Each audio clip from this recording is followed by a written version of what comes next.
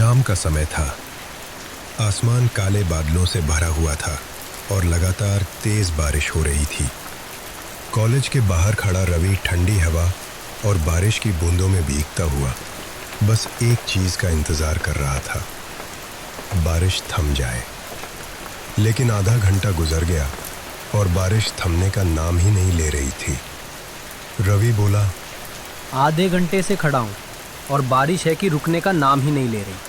अब लगता नहीं कि रुकेगी, लेकिन घर तो जाना ही है। एक काम करता हूँ, बाइक धीरे धीरे चलाऊँगा। देर से पहुँचूँगा तो भी ठीक है, कम से कम सुरक्षित तो पहुँच जाऊँगा। ये सोचकर उसने बाइक स्टार्ट की और गांव की ओर निकल पड़ा। कॉलेज से गांव सिर्फ 4 किलोमीटर दूर था। ये रास्ता रवि रोज तय करता था, लेकिन आज पहली बार बारिश ने उसकी बाइक की रफ्तार को धीमा कर दिया था।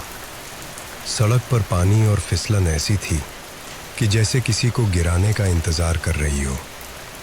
कुछ देर बाद वो आधा रास्ता तय कर चुका था, लेकिन अंधेरा भी घेर आया था। हवाओं की आवाज, टपकते पेड़ और सन्नाटा सब माहौल को और डरावना बना रहे थे। रवि समझ चुका था कि इस रफ्तार से चला तो देर रात ही घर पहुंचेगा, लेकिन रफ्तार बढ़ाकर जान खतरे में भी नहीं डाल सकता था। तभी उसकी नज़र एक शॉर्टकट पर पड़ी। रास्ता सीधा गांव की ओर जाता था। बिना सोचे समझे उसने बाइक मोड़ ली। अब उसकी बाइक उस सुनसान अंधेरे रास्ते पर दौड़ रही थी।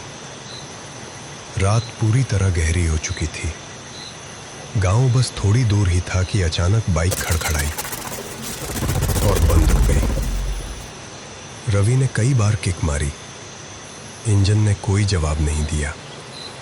अरे यार, बाइक को भी अभी खराब होना था। बार बार कोशिश की, मगर सब बेकार। लगता नहीं कि ये अब स्टार्ट होगी। गांव दूर भी नहीं है, पैदल ही निकलना पड़ेगा।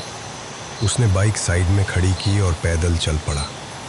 कुछ ही देर में उसके कदम एक पुराने कब्रिस्तान के सामने जा रुके। जगह बेहद सुनसान और भयानक थी। वो कब्रिस्तान सालों पुराना था और अब वहां कोई जाता भी नहीं था। रात के समय वहां का माहौल ऐसा था कि देखने भर से रोंगटे खड़े हो जाएं। गांव वाले तो दिन में भी वहां जाने से कतराते थे, क्योंकि उनका मानना था कि वहां भूत प्रेत भटकते हैं। रवि को अपनी माँ की बात याद आई, पुराने कब्रिस्तान में कभी मत जाना। लेकिन गांव पहुंचने का रास्ता वहीं से होकर था। उसने सांस खींची और दीवार लांघकर अंदर चला गया। अंदर का माहौल और भी खौफनाक था। टूटे मकबरे, जंगली घास और पुरानी कब्रों के बीच पसरा सन्नाटा। उसकी नजरें ना चाहते हुए भी उन कब्रों पर टिक रही थीं और हर नजर उसके दिल में एक नया डर पैदा कर रही थी। चलते चलते अचानक उसकी नजर एक कब्र के पास बैठे बूढ़े आदमी पर पड़ी। रवि एक पल को ठिठक गया। धीरे धीरे हिम्मत जुटाते हुए वो उसके पास पहुंचा और बोला, काका, ओ काका, इस वक्त यहाँ अकेले क्या कर रहे हो? बूढ़ा ने धीरे धीरे ऊपर देखा। उसकी आंखों में थकान और आवाज में डर था। बेटा, गांव जा रहा था, जल्दी पहुंचने के चक्कर में इस रास्ते से चला आया, लेकिन अब लगता है जैसे कोई मेरा पीछा कर रहा है। बूढ़ा हो गया हूँ, भाग भी नहीं सकता, थक कर यहीं बैठ गया। डरिए मत काका, यहाँ कोई नहीं है। बस डर आपका पीछा कर रहा है। मैं भी गांव ही जा रहा हूँ, मेरे साथ चलिए, डर नहीं लगेगा। बूढ़ा मान गया। दोनों कब्रिस्तान के बीच से गुजरते हुए आगे बढ़ने लगे। रास्ते में बूढ़े ने पूछा, बेटा, तुम इस रात में यहाँ क्यों जा रहे हो? तुम इस कब्रिस्तान के बारे में जानते नहीं हो क्या? गांव जाना है काका, जल्दी पहुंचने के लिए यही रास्ता पकड़ लिया। वैसे ये भूत प्रेत की बातें मुझे बेकार लगती हैं। ऐसा कुछ नहीं होता। आधा कब्रिस्तान पार कर लिया, कुछ दिखा क्या हमें? बूढ़ा गंभीर स्वर में बोला, नहीं बेटा, भूत होते हैं। मैंने अपने जीवन में महसूस किया है। बूढ़े की गंभीरता को देखकर रवि चुप हो गया। सुनो, मैं तुम्हें एक सच्ची घटना बताता हूँ जिससे तुम्हें यकीन हो जाएगा कि भूत होते हैं। एक बरसात की रात एक लड़का बाइक से गांव जा रहा था। उसने इस कब्रिस्तान वाले रास्ते को चुना। बाइक बीच में खराब हो गई। वो पैदल चला और कब्रिस्तान में दाखिल हो गया। कुछ देर बाद उसने देखा कब्र के पास एक बूढ़ा आदमी बैठा है, लेकिन वो बूढ़ा कोई इंसान नहीं था बल्कि भूत था। रवि की सांसें थम गईं। उसका दिल जोर जोर से धड़कने लगा।